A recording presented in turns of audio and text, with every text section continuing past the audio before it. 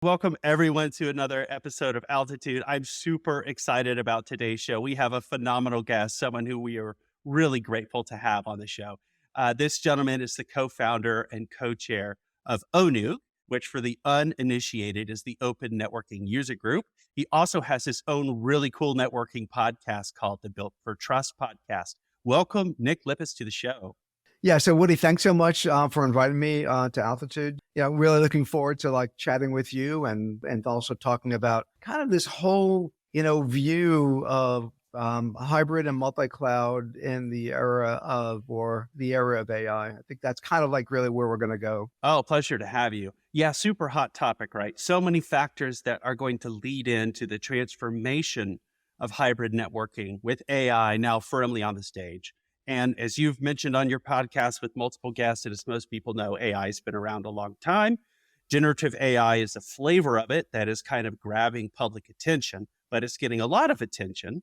And Yeah. I think overall, the rising tide lifts all ships. So Yeah. with the kind of newer media focus on AI comes more of an interest in enterprise and embracing it and using it all up in their various applications, workloads, and of course, within their infrastructure. So it's easy enough to say, great, I have these built for cloud, optimized for cloud applications. They're slick and fast. They benefit from automation.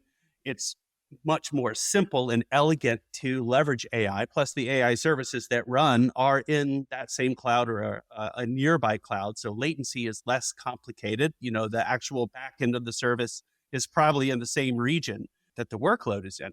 Hybridity is quite different. Hybridity, as we all well know, is informed by workloads that are not suited for cloud. They're too big, they're too expensive, they're legacy. You port them over to some containers environment and they go pear-shaped.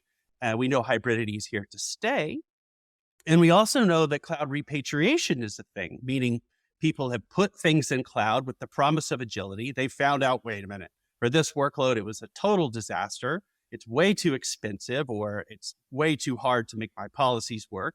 So like so much sand through a filter, some of these things naturally are going back. But businesses are still going to want to bring the benefit of AI to these workloads because they want that overall improvement of insight, visibility, transformation that AI promises. So my first question is, what does that mean for hybrid networking today? Yeah. So I think, there's a lot to unpack there.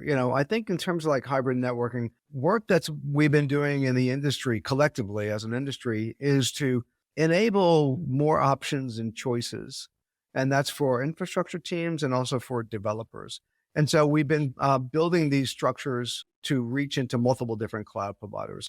Usually around hybrid cloud, that's usually kind of a connection, a deeper connection into one particular provider or maybe a few particular providers. But I think, as the industry started to move, or really as enterprise cloud started to really kind of take hold, which was only about 5 years ago, really. It's Yeah. I know the cloud marketplace has been here since around 2007, 2008, but really for the enterprise marketplace to get over the security and the risk issues that they all were concerned about, it really hasn't been until really 2019 was really around the time frame that it really just started to take off. So the work that we've been doing is create these structures to make it easier for large enterprises to consume multiple different cloud providers. And that had to do with both connectivity, it had to do with security, securing those connections. It had to do with automation, also how you control that infrastructure. Because what was happening is that the developing or the developer teams, it was really easy, and the cloud providers really enabled that for them to start writing applications into, the cloud provider of their choice. So there was a lot of convenience, but there wasn't much control.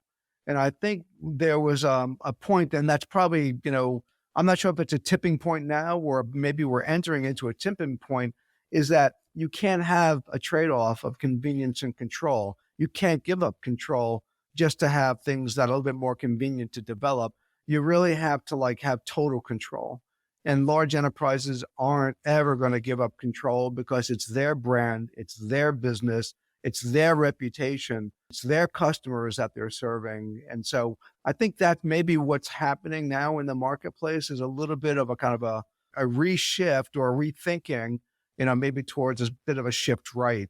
There's another part Hmm. of this too that's been occurring, and that is prior to like the last 5 years. So like say like maybe between like 2014 to like 2018, 2019, no one really knew who was responsible for this cloud infrastructure in the large enterprise. They started to become groups around cloud platform teams. There's also a virtualization team that had a little bit to do with the cloud group. There was also on-prem folks, the folks who traditionally did all the routing and the switching, for data centers. And that responsibility for the cloud infrastructure was kind of all over the map, so there Hmm. wasn't like, a lot of like, okay, we own this. And that really just started to come into vogue, I'd say probably during the pandemic, so it was probably around 2021. I think that's really when the on-prem team started to like step up and take over responsibility, because what would happen is that there would be some kind of customer facing or revenue facing application that was being hosted in a cloud provider that would break. And once it broke, the developers didn't understand the infrastructure to how to fix it. So they would go to those infrastructure teams, and those infrastructure teams then, were forced to take over to fix, Hmm. get the service back up and running, and then take it over. Because like once they had it, then it's like, okay, the platform team said, okay, well, why don't you, manage that infrastructure, build that infrastructure out for us, like utilizing like the cloud tools that are available, and we'll just focus on the development. It seemed like there was a kind of a moment, all across, I know the ONUG community anyway, that, okay, it's the on-prem folks that are going to take responsibility for this, because that was the only team that knew what was on-prem, the systems, the control systems, the management systems, the lifecycle management systems, what they were managing on-prem. And they're the best ones to do some kind of integration with the cloud providers, even though cloud providers really didn't offer much in the utility in terms of product to do kind of integration. So it really fell upon them. I 100% agree. I think the transformation with hybrid is partially about technology, although the technology that networking hybridity uses today is pretty well established. I mean, you have SD-WAN as a fairly mature market. You have SASE as a fairly mature market, which is, as we know, like SD-WAN plus security on steroids. The Yeah. private connections that the middle clouds offer, like, of course, Equinix, Cologix, Megaport, these are pretty mature now. And I think people have ironed out the kinks there. I think, to your point, more of what's going to happen will be a transformation in how people approach hybrid networking as management operations extension of their network. I mean, if hybrid wasn't critical in yesterday's world, with AI, it's going to be even more critical. So I'm curious along two lines of thought. One, and there's no wrong answer here, this is just me throwing stuff to the wall. If we'll see specialists emerge in hybridity, because that middle leg has its own rhythm and its own kind of technology and its own process, Mm. or if we're going to see another thing, which is DevNetOps, we all know what that is at this point, which really is focused on the cloud and agility and automation. Because, to your point, network data center people were kind of led kicking and screaming into this DevNetOps arena by DevOps and developers who just handed them the keys and said, I can't drive this car. It's your turn to drive. I've had too many drinks or whatever. Yeah. So you're the designated driver of the network now. Mm. So not everyone in the traditional networking world has embraced DevNetOps, and there's reasons for this, and it's fine. I think a lot of them have or are getting closer to that. And I'm wondering if they're going to, as repatriation happens, and as hybridity continues to become more profound, if they're going to want to see a little bit of that cloud agility come back with them. So they're like, first, for everything they didn't like about cloud, you kind of get used to the temperature of the water. You go into another swimming pool and you're like, wait a minute, that one was warmer. Yeah. I'm freezing over here again. So what do you think about that?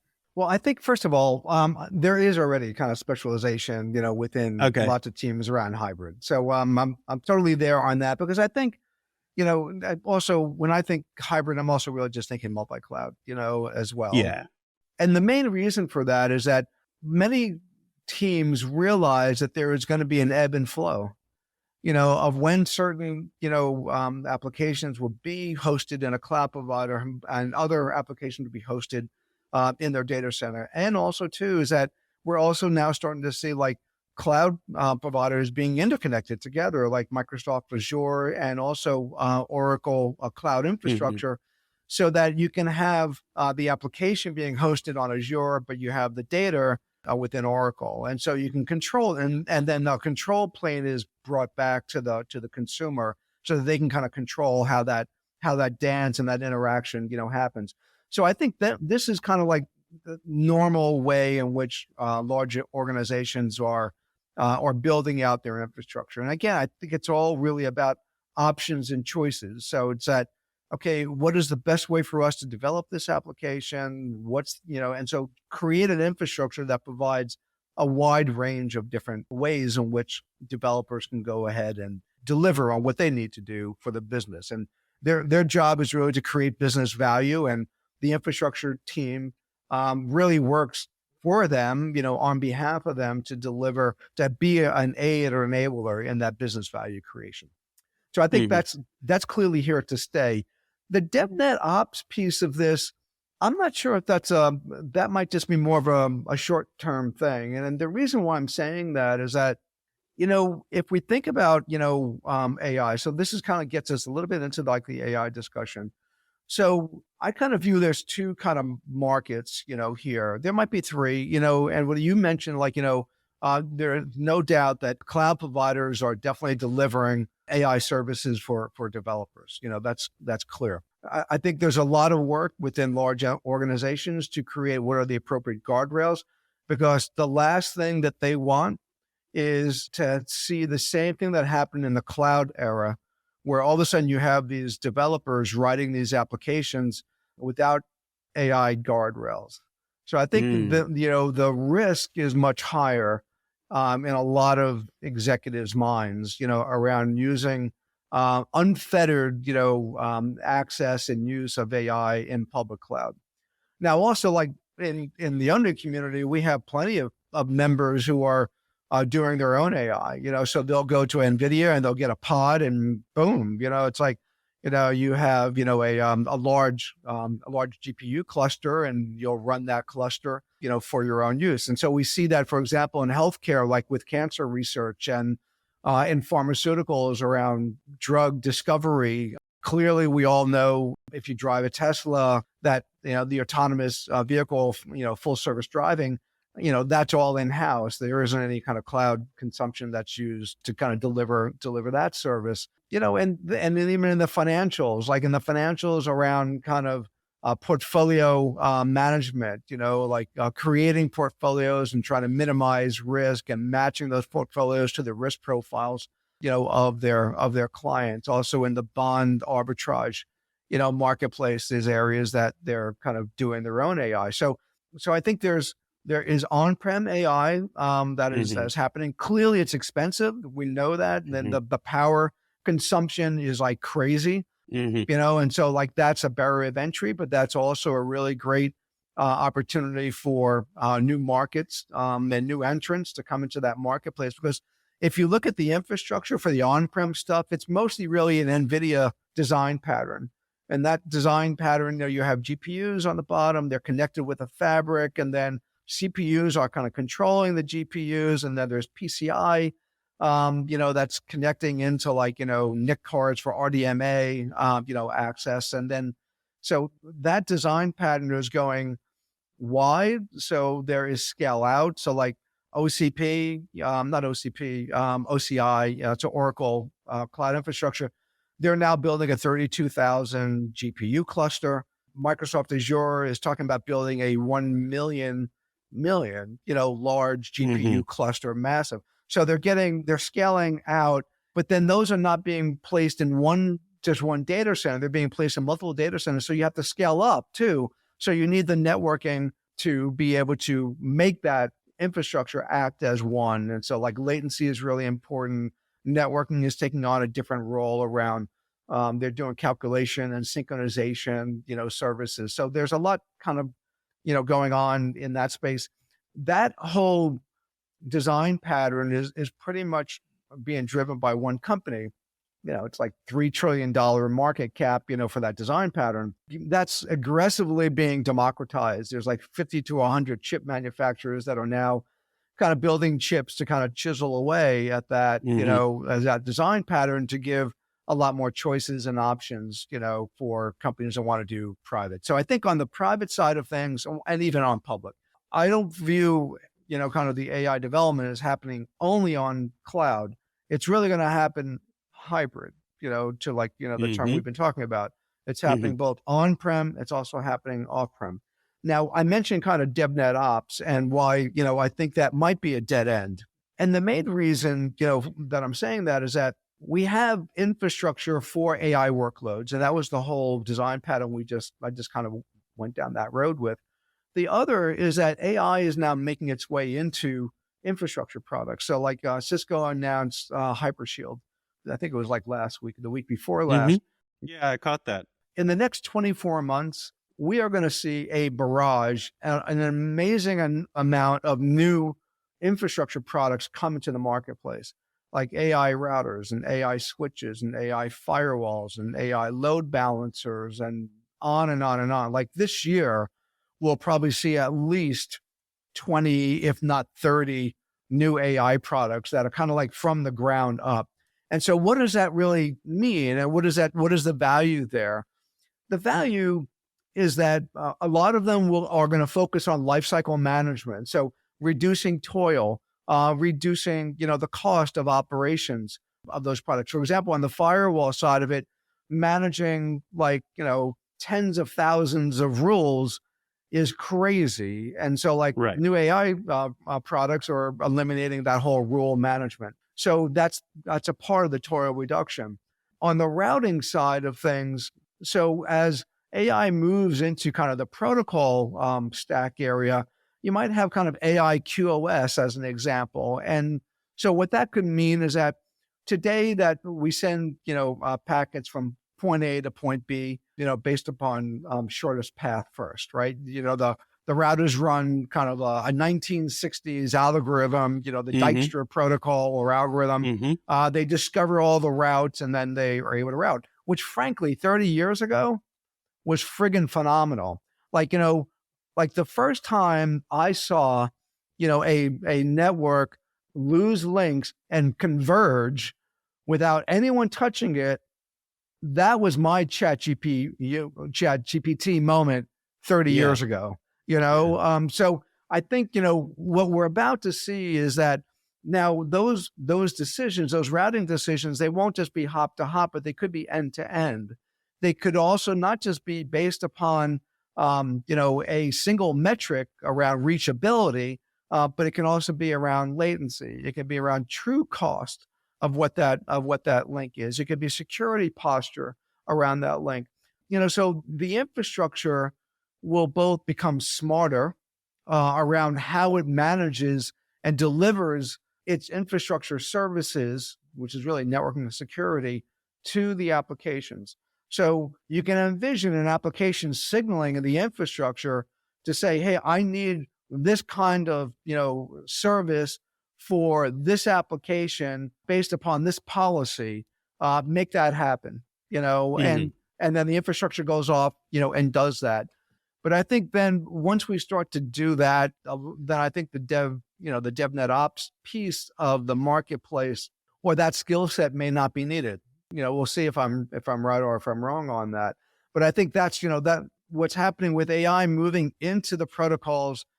Security is being redefined, networking is being redefined and reimagined, but that whole hybrid structure that we talked about before, that's going to stay in place. I agree with you that eventually the promise of AI will, just like it will change every facet of our life, it will inevitably change networking.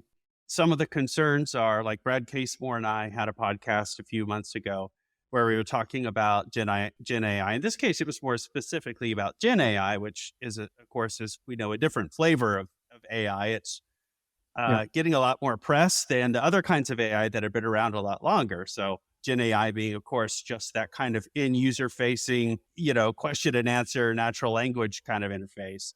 but AI tends to hallucinate. We were curious about which platform will yield first.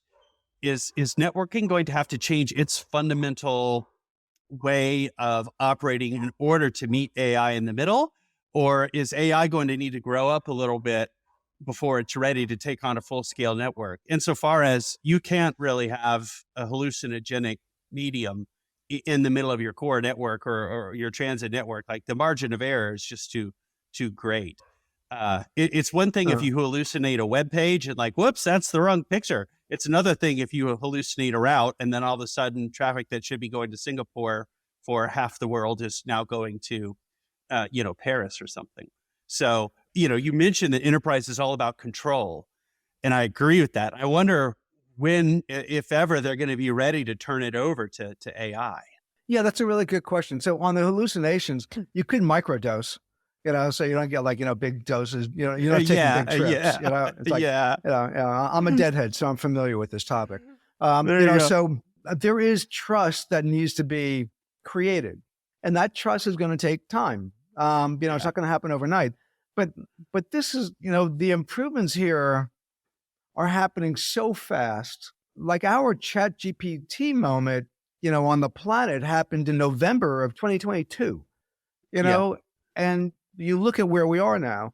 I've driven a Tesla since 2012. And I look at it when it first came out, it didn't have any kind of, it had a little bit of like, autonomous driving, but now, like on version 12.34, they're getting so close, to like put in your destination and let it drive you there. The only time I really disengage is when I get a little frustrated with kind of how it might drive. It might be a little, too slow for me, or I might feel a little bit of pressure from the person behind me that I'm not going fast enough or something. And Mm-hmm. I'm like hovering, over it, and I think I'll get used to all of that. I think on networking and infrastructure, that's a very high risk situation as well. I'm letting something else take control of my car and drive it. I have people in my car, and clearly there are people, in the streets. So I don't think it's, I understand the concern, and I also understand it takes time to build that trust. And so I think what we need to do as an industry is put in what are the kind of ways that we can start to build trust, so always have, like, if there are changes that are about to be made, review those changes before, they are to be executed. Mm-hmm. Allow it to execute it, see how it does, and I think the more you do that, then the more then you'll say, okay, I know that. Okay, that's a scenario I'm really familiar with. Okay, let it go ahead and do that. And then I think after, a while, it might, you might let it do more and more things. You will let it to Mm-hmm. do more and more things. So the bottom line, I'm bullish, that I think, we'll get there. It's like, I'm a fan of Ray Kurzweil, right? He's the kind of the guy who wrote in 2005 Singularity, the book on singularity. And he has this really great graphic in it, and it shows time on the horizontal, and on the vertical, it has computation per second in constant dollars to account for inflation.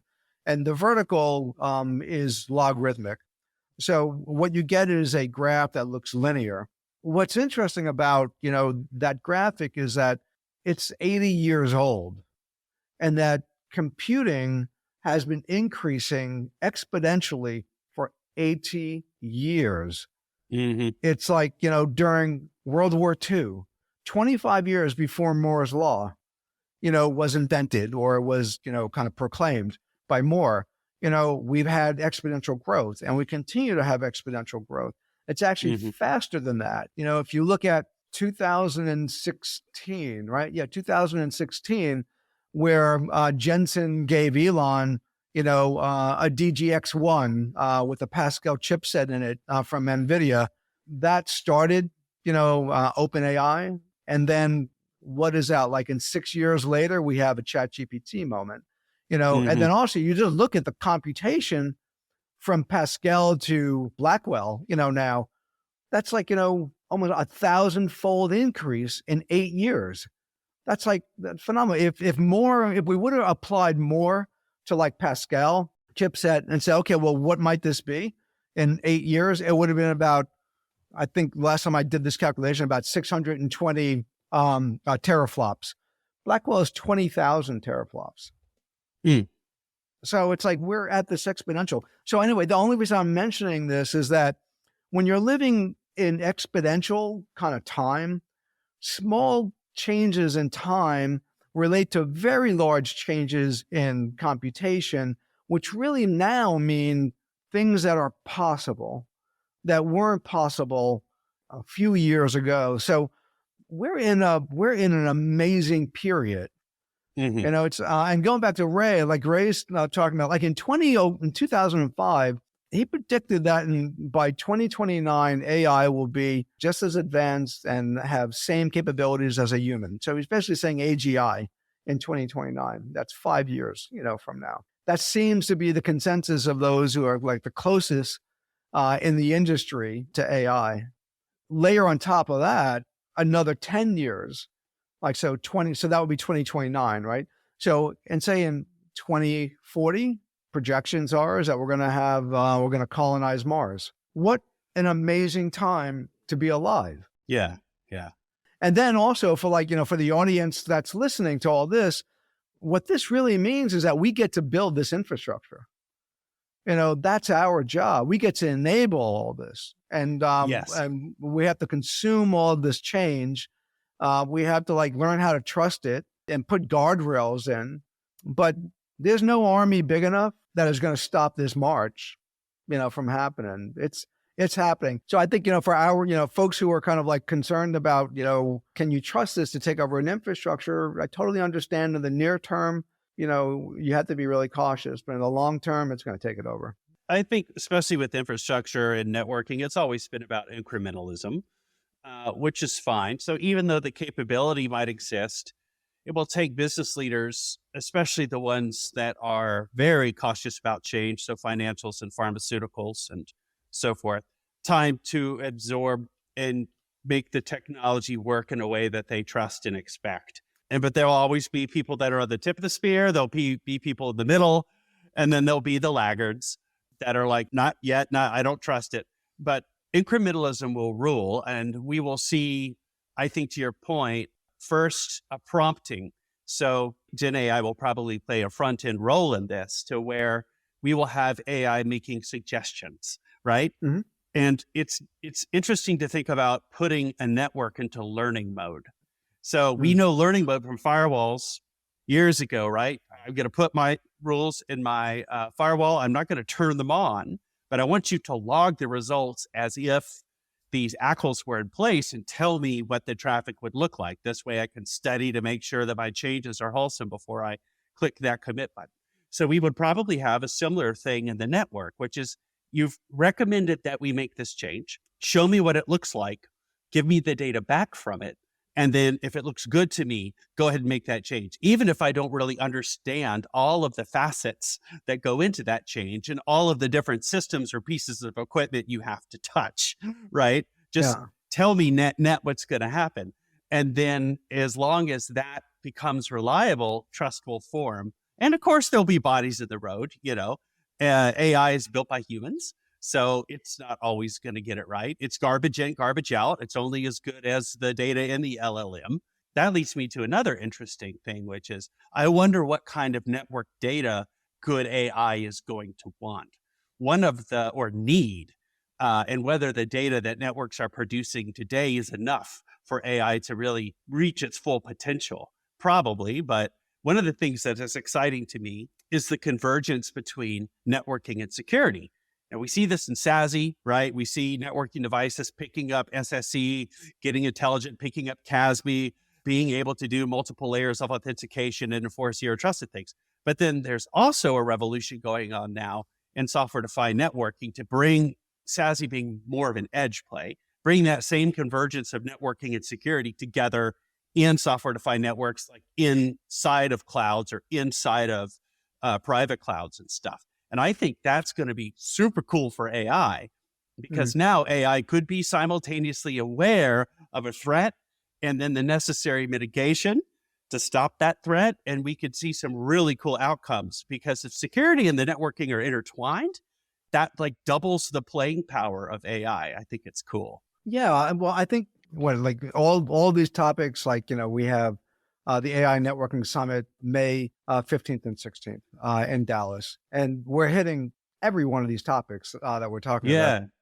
The one part that you mentioned in your discussion was around data.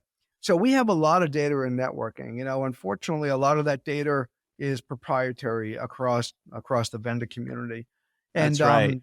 and so I think one of the fears that I have is that we don't have any kind of AI standards organization. So it's like, so what more than likely is going to evolve is that you're going to have vendor specific AIs for infrastructure. And Mhm. so, and then will you have islands of these AIs? And so like, if you can imagine like, company X, they know all of the data that's being emitted from all of their devices, and that can be, ingested into a data lake. There could be, a learning, algorithm that kind of learns and models that part of your infrastructure. And then you might have another one for like, vendor Y, and then another one for vendor Z. And I think therein kind of lies the problem. Like, we've been trying to so hard in our industry try to get an end-to-end view of what the experience is like, or what an application and its dependency map looks like. And I think that's a key area. So it's like kind of having data standards of emitters and a common schema would go a long way. And I don't see really much movement in there. There are some companies that are really focusing on that. But I think this goes to the advantage of really large companies in our space, because like the larger your installed base, then the larger your AI is going to be Mhm. within a company. And maybe that's the way it is, and maybe that's that's going to be how it'll evolve. But maybe there could also be a federated model where you have like a vendor X AI talking to vendor Z AI, talking to vendor Y's AI, and so you have this federated approach across the AIs where the data is being, it's proprietary, it's being consumed, it's being ingested, into those AI algorithms. But then if there's a need to go from one port to another part of the infrastructure, then you have this federated environment that occurs.